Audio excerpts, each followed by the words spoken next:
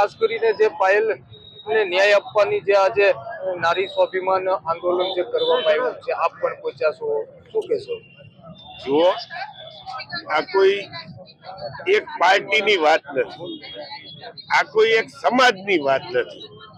ગુજરાતની અંદર લાખો દીકરીઓ નોકરી કરતી હોય છે, લાખો મધ્યમ વર્ગની દીકરીઓ બીજાની આ સર્વિસ કરતી હોય છે.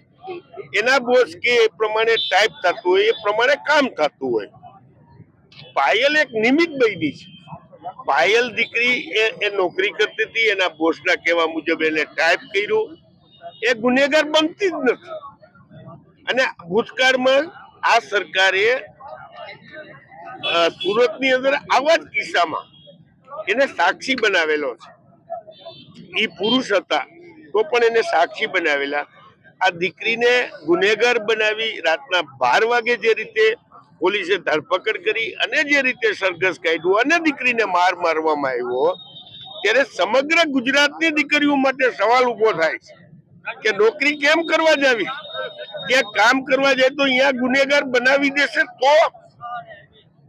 એટલે આખા ગુજરાતની બેનો દીકરીઓ માટેનો આ પ્રશ્ન છે અને એના માટે અમે નારીને ન્યાય અપાવવા માટે, એના સ્વાભિમાન માટેનો આ ઉપવાસ આંદોલન છે.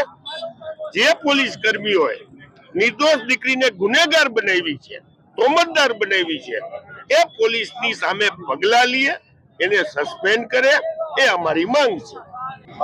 લલિતભાઈ, ભાજપના પૂર્વ સાંસદ નારાયણ કાછડીએ આ હિન્દની આ ઘટના બહુ સાચી વાત છે. નારાયણભાઈએ ટીવી મીડિયાની સામે આવીને જે વાત કરી, નારાયણભાઈ કોઈ કોંગ્રેસના કાર્યકર નથી.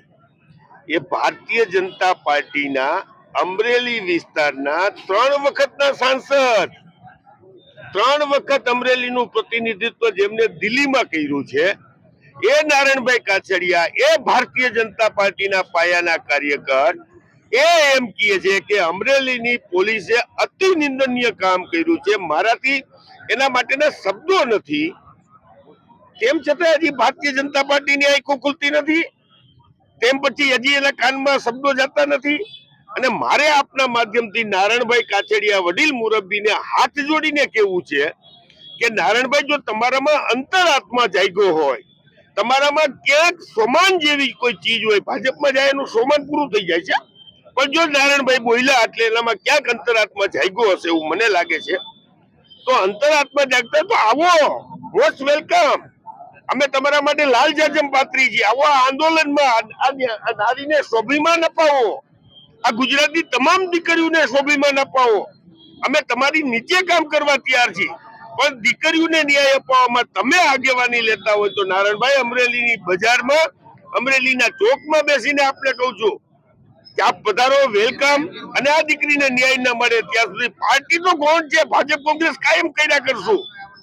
સાચી વાત તમારા દિલમાં લાગતી હોય, તમારા અંતરાત્મામાં એમ થયું હોય કે ના, દીકરીને અન્યાય થયો છે, તો આવો ખુલ્લા મેદાનમાં અમને સાથ આપો. અને લડાઈનો અંત ના આવે, પરિણામ ન મળે, જવાબદાર પોલીસ અધિકારીઓ સામે આ સરકાર પગલા ન લે, ત્યાં સુધી લડાઈમાં સાથ આપો, એવી મારી નમ્ર વિનંતી છે. નારાયણ લલિતભાઈ, આપ પણ આ કોંગ્રેસના ધરણામાં પહોંચ્યા છો. તો પહેલી વાત તો એ છે કે આ ધરણા કોંગ્રેસના ધરણા નથી. આ ધરણા નારી સ્વાભિમાન આંદોલનના ભાગરૂપે પરેશભાઈ ધાનાણી 24 કલાકના આમરણાંત ઉપવાસ ઉપર ઉતર્યા છે. અને આ એક દીકરીના સ્વાભિમાનની લડાઈ પરેશભાઈ લડી રહ્યા છે અને આવતા દિવસોની અંદર આખું સૌરાષ્ટ્ર ગુજરાત આ લડાઈમાં જોતરાવાનું છે, આ લડાઈ લડવાનું છે. જ્યાં સુધી પીડિત દીકરીને ન્યાય ન મળે ત્યાં સુધી કોંગ્રેસ જ નહીં, અમે તો દરેક પાર્ટીના લોકો, દરેક સામાજિક સંસ્થાઓને પણ અપીલ કરી છે કે આવો આપણે આપણી દીકરીના સ્વાભિમાન માટેની લડાઈ લડીએ અને એમને ન્યાય અપાવીએ. શું માંગ રહી છે? પીડિતા ઉપર જે લોકોએ અત્યાચાર કર્યો છે એની ઉપર ખોટા પગલાઓ લીધા છે, ખોટી કલમો લગાવી છે, એવા તમામ જવાબદાર પોલીસ અધિકારીઓને ડિસમિસ કરવામાં